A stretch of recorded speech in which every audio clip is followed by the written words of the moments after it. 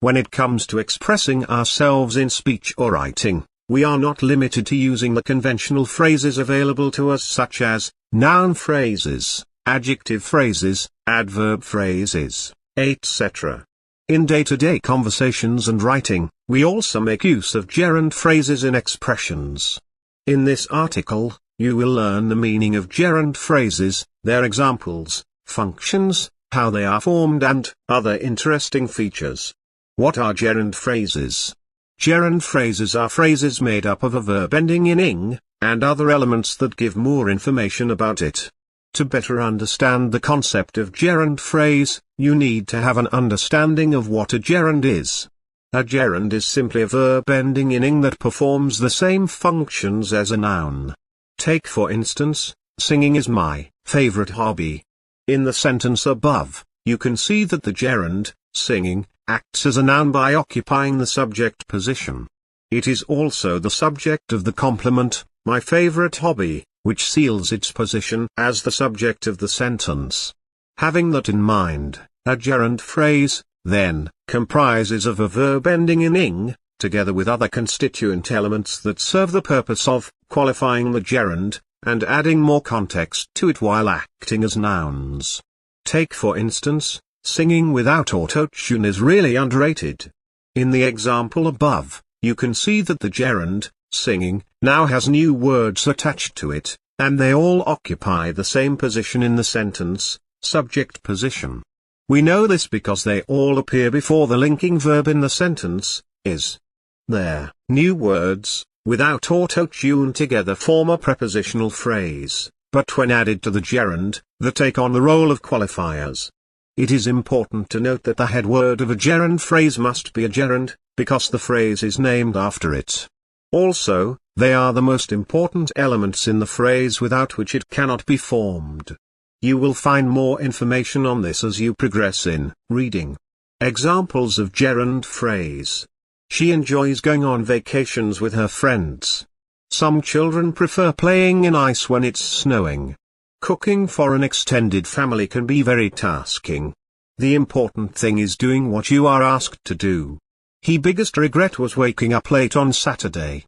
Each of the examples above contains a gerund phrase, and you would notice that they are placed at different positions in the sentences. This shows that gerund phrases perform different functions in sentences depending on where they, and you will find out more about this as you progress in reading. How to form gerund phrase. Gerund phrases are formed following a straightforward procedure. In fact, there is a formula for forming them. The formula is, gerund plus optional elements. What this means is, that a single gerund can also pass for a gerund phrase, and it is not until we have added extra elements to it that we can call it a phrase. Take for instance, John prefers sleeping on sunny afternoons. John prefers sleeping. The two examples above are both grammatical and acceptable. However, one appears to be more informative than the other. The gerund phrase in the first sentence contains extra elements that give us a better understanding of the John's sleeping preference, which is, on sunny days. Whereas the second sentence only tells us that John prefers sleeping without indicating the circumstances surrounding his preference. Hence, it is a vague statement. The formula for the gerund phrase in the first sentence is, gerund plus prepositional phrase, while the formula for the second, gerund phrase is, gerund plus null, empty. To better understand the optional elements that can be added to a gerund in forming a gerund phrase, you need to read the section below. Elements of a gerund phrase. Since we have already established that the head word element of a gerund phrase is compulsorily a gerund, we will proceed with the other optional elements in this section. Object. Gerund phrases can take objects as part of their constituent elements. A constituent element is simply a structure that makes up a larger unit. An example of a gerund phrase with an object includes, teaching stubborn children. In the example above, the gerund is immediately followed by a noun phrase, stubborn children, which is the object because, remember, a gerund is still a verb even though it functions as a noun, so if a noun or nominal element, structures that function as nouns, follows it directly, they will be regarded as objects receiving an action. Qualifier. We can have qualifier elements forming part of a gerund phrase in sentences. Qualifiers include prepositional phrases as well as adverbial clauses. Example of prepositional phrase qualifier element in gerund phrase. Crying over spilt milk. In the phrase above, the qualifier element is the prepositional phrase, over spilt milk. We know this because it directly follows the subject, crying, and it is headed by a preposition, over, followed by a noun phrase which is its complement, spilt milk. The function of the qualifier element is that it gives us more context about the subject, telling us exactly what the crying is about. Example of adverbial clause qualifier element in gerund phrase. Quitting when the going gets tough. Can you identify the adverbial clause in the example above? The adverbial clause in the example above is, when the going gets tough. We know this because it is headed by a relative adverb, when, and it is also a dependent clause, meaning it is incapable of expressing meaning independently, and it gives information about time answering the question, when. As you should already be able to tell, it serves the purpose of telling us the timing of the head word, quitting, which is, when it gets tough. Functions of gerund phrase. Gerund phrases are known to perform the same functions that nouns perform in sentences. The functions include, acting as subject, object as well as complements in sentences. Gerund phrase as subject. Gerund phrases act as subjects in sentences, whenever they appear at subject positions. Examples of gerund phrase as subject. Walking to the steam takes time. Skipping the long run can have severe consequences.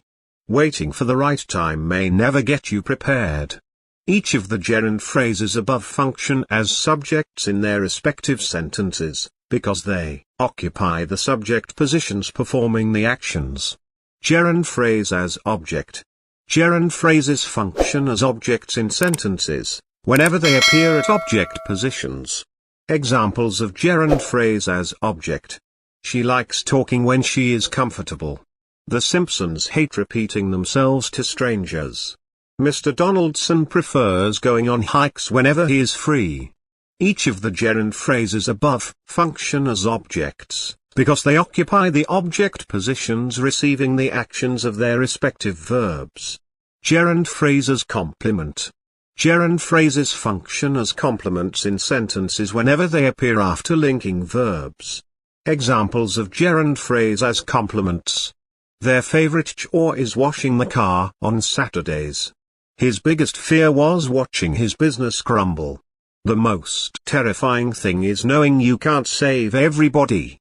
Each of the gerund phrase in the examples above functions as complement because they appear right after the linking verbs in the sentences, is, and was. The unique phrase in the third example contained an independent clause or sentence, you can't save everybody, which serves as the complement of the head word of the gerund phrase, knowing. This is because it tells us the what of knowing. Differences between gerund phrase and infinitive phrase. Both gerund phrases and infinitive phrase are non-finite verbs. This means that they are verbs that have lost their inflectional properties such as conjugating for tense, present and past, and number, singular and plural, unlike finite verbs. As a result, both phrases tend to act like nouns. However, they differ in a number of ways. Gerund phrases are non-finite verbs whose head words end in ing, while infinitive phrases have their head words consisting of the particle to and a verb in its base form. Gerund phrases only function as nouns in sentences, while infinitive phrases can function as nouns, adjectives, and adverbs in sentences. An example of a gerund phrase is, crying for the moon, while an example of an infinitive phrase is, to cry for the moon. So gerund phrases are phrases that are headed by a gerund, which is the mandatory element of the phrase, and can be accompanied by other optional elements that serve the purpose of providing more information about the head word. They function as nouns in sentences by acting as subject, object, or complement, depending on their position in sentences. Understanding gerund phrases will better inform you on how to use them effectively both in speaking and writing. See you soon.